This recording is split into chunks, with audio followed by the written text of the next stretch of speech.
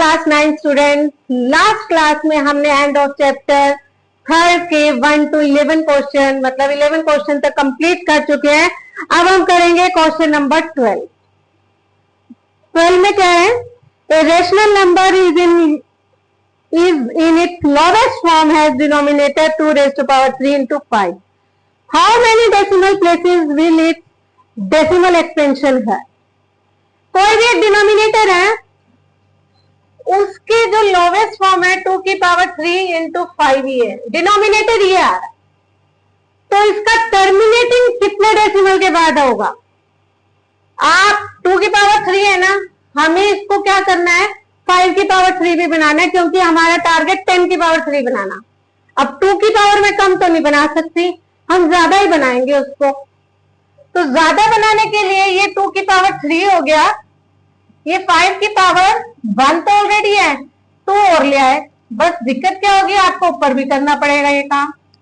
तो ऊपर नंबर से सॉल्व नहीं करना, मुझे तो नीचे दिखाना है कि ये 2 की पावर 3 हो गया, 5 की पावर 3, तो ये p इंटू 5 की पावर 2 और नीचे 10 की पावर 3। तो इसका जो टर्मिनेटिंग डेसिमल होगा आफ्टर 3 डिजिट, आफ्टर नहीं, टर्मिनेटिंग डेसिमल आफ्टर 3, आफ्टर 3 मतलब सॉरी डेसिमल के बाद 3 डिजिट और होंगे, आफ्टर डेसिमल 3 डिजिट, 3 डिजिट के बाद इसका टर्मिनेशन होगा। ठीक है, नेक्स्ट करते हैं क्वेश्चन नंबर 13। 13 में क्या कह रहा है वो, हमारे पास एक नंबर है 8, 7/12, दूसरा नंबर है 5/6। उसने कहा K1/m और K2/m की फॉर्म में लिखो। K1/m मतलब डिनोमिनेटर दोनों को सेम करना है, K2/m डिनोमिनेटर सेम करो तो क्या करेंगे, हम इनके बीच का एलसीएम ले लेंगे ताकि डिनोमिनेटर सेम कर दें। एलसीएम ऑफ 6 and 12 कितना आएगा, 12। तो अब हम 7/12 को तो 1 से ही करेंगे, नीचे डिनोमिनेटर 12 भी रखना है, ऑलरेडी 12 है, 1 से मल्टीप्लाई कर देते हैं। 5/6 है, 2 से और 2 से कर देते हैं, 10/12 हो गया। ठीक है, अब हमारे पास क्या कह रहा है वो, K2 - K1, ये चीज हमारी पूरी K2 है, K2/m, और ये हमारे पास है K1/m।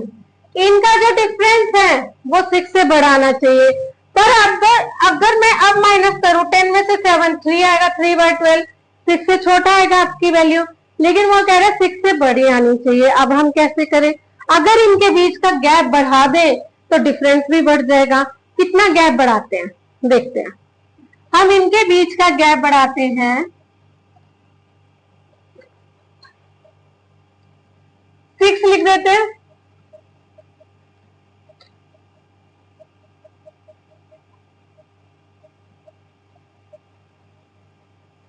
(72) आ गए।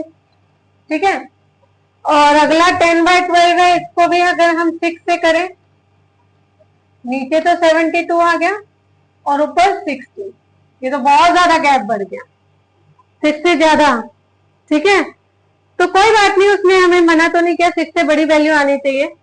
तो 60/72 माइनस 42/70, ये आंसर हमारा आ रहा है 72, और इनका जो डिफरेंस आ रहा है, 10 में से 2 गया 8, 5 में से 4 गया 1, वो जो 18 आ रहा है ग्रेटर देन 6 आया। ठीक है, फिर वो कह रहे हैं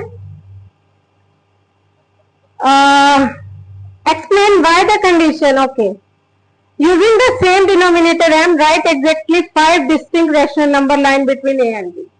सेम डिनोमिनेटर यूज करके आपको कोई भी बीच में 5 रैशनल नंबर लिखने हैं तो लिख सकते हैं, इनके बीच में आ जाएगा। 42/72 है, ये आ जाएगा आपका 43/72, 44/72, 45/72, 46/72, 47/72, कितने ही आगे, 48/72, 49/72, 50/72, और भी आ रहे हैं, 51/72, 52/72, 53/72, 54/72, मैं सारे लिख देती हूँ, ये जितने भी आ रहे हैं। लिखने का कारण क्या है वो भी बताते हैं हम आपको।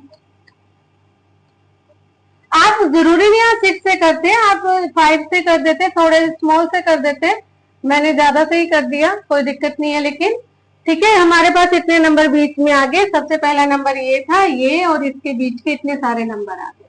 ठीक है, अब उसने जो कहा है, जो रेशनल नंबर की कंडीशन है, क्या वो ये है K2 minus K1 less than n plus 1, greater than K2 minus K1 is greater than n plus 1। What is n? What is K2 K1? K2 K1 तो आपको पता है 60 और 42 है। वो कह रहे जो नंबर आएगा, जो बीच के नंबर आएंगे, वो K2 माइनस K1 माइनस 1 लगभग उसके बीच, उससे मतलब के जो नंबर होंगे वो इससे छोटे होंगे कि K2 माइनस K1 में 1 माइनस किया जाए। तो ये चेक कर लेते हैं, ये n क्या है, रेशनल नंबर जो बीच में आया, rational number between K2 and K1। Check कर लेते हैं कितने आया।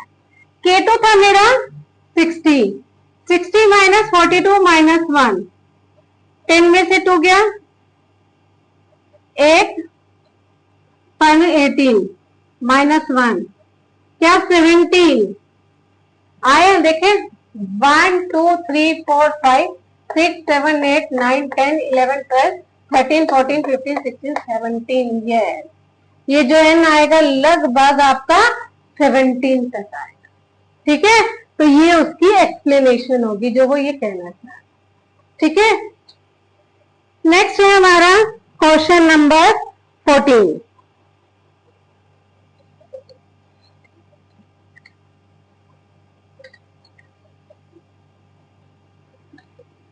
नेक्स्ट क्वेश्चन नंबर 14 करते हैं। 3 rational number x y z है।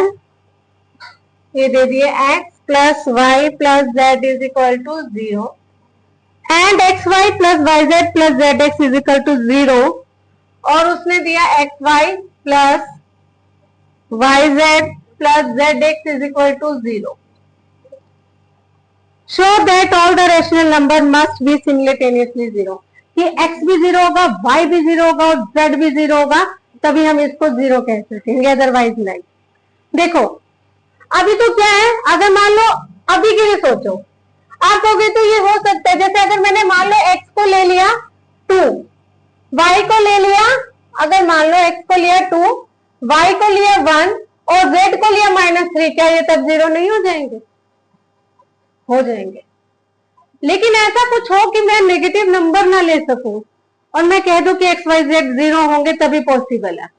नेगेटिव ले ही ना सके हम, तो हम लोग क्या करेंगे, x plus y plus z का square, squaring both the side क्यों, ये हमने बस इस पे स्क्वायर लगा दिया, plus 2xy plus 2yz plus 2zx, ये बन गया। ये आ गया आपका x square plus Y square plus Z square और 2 कॉमन ले लो, xy plus yz plus zx, ये आ गया हमारा।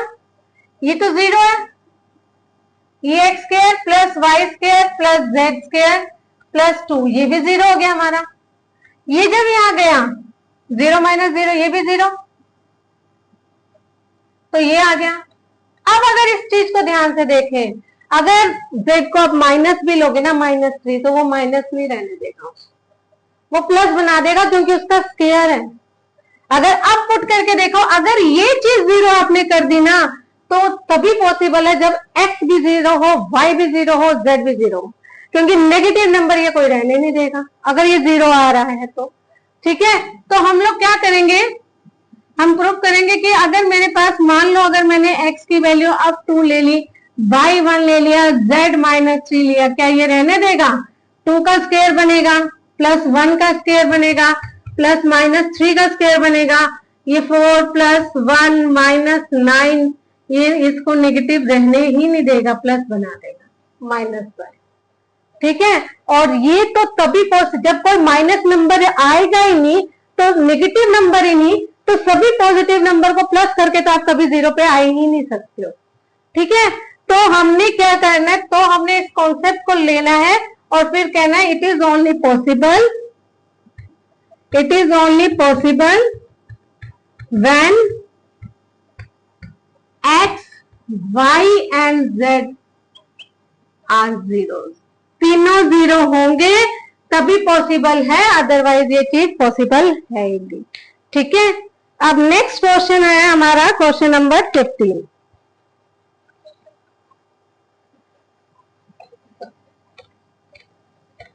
Question number 15,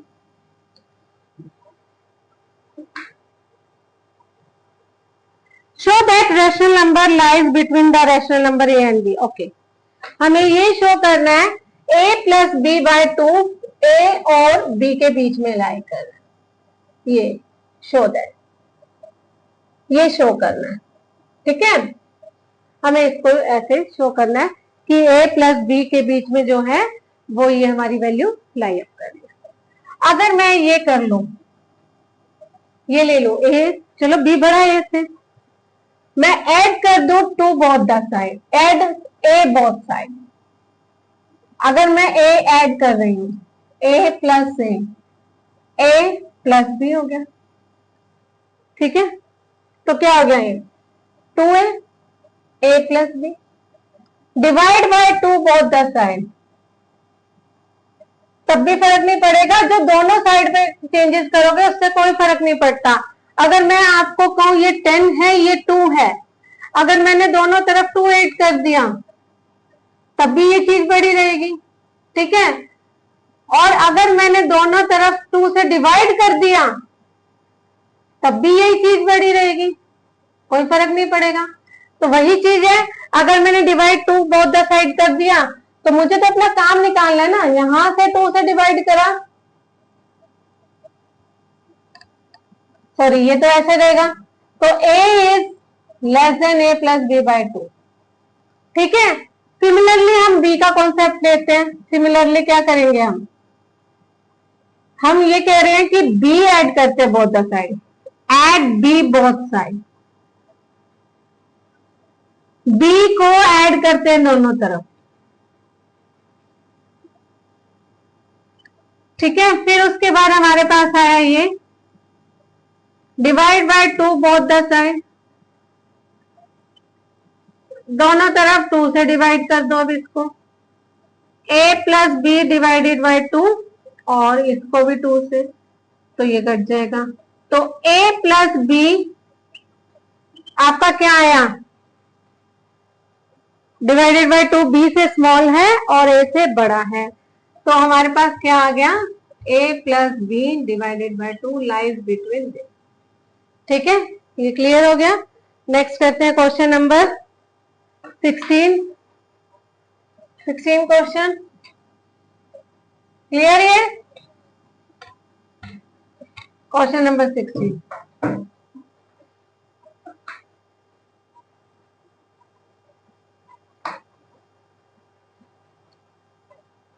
find the length of hypotenuse of the right triangle which is referred to as square root spiral। ये square root का spiral बन रहा है।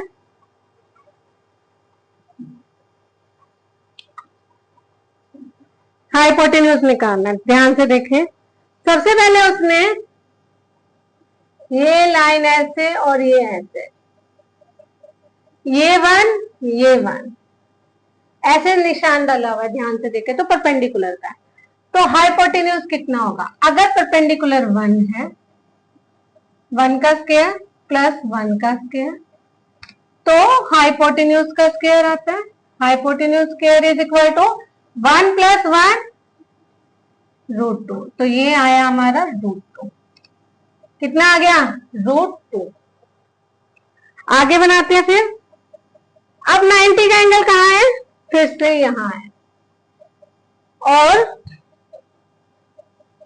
बाहर की तरफ थोड़ी ये लाइन आएगी ऐसे, ये 90 का एंगल।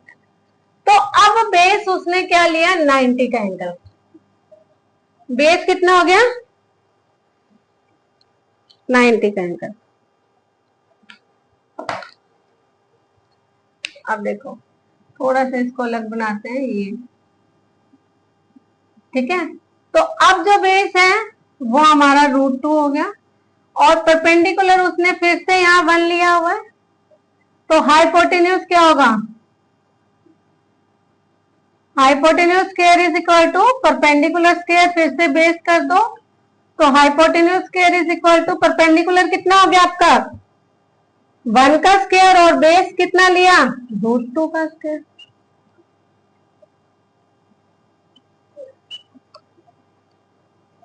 One plus two 3, √3। तो ये जो हाइपोटेन्यूज बनेगा ये आपका कितना बनेगा, √3। हाँ जी, √3 का, ठीक है। ये 2 बन गए। अब तीसरा बनाते हैं। तीसरे में फिर से अब ये जो √3 बनाया है इसको बेस यूज करेंगे, बेस इज इक्वल टू √3, और फिर से नीचे लाइन 1 सेंटीमीटर की ड्रॉ की है, उसको लेंगे परपेंडिकुलर, फिर से हाइपोटेन्यूज निकालेंगे इज इक्वल टू 1 का स्क्वायर प्लस √3 का स्क्वायर, स्क्वायर रूट ऑफ 4। तो ये कितना बन जाएगा आपका, ठीक है। इस तरीके से इसको सोल्व करते जाना आपने। नेक्स्ट फिर से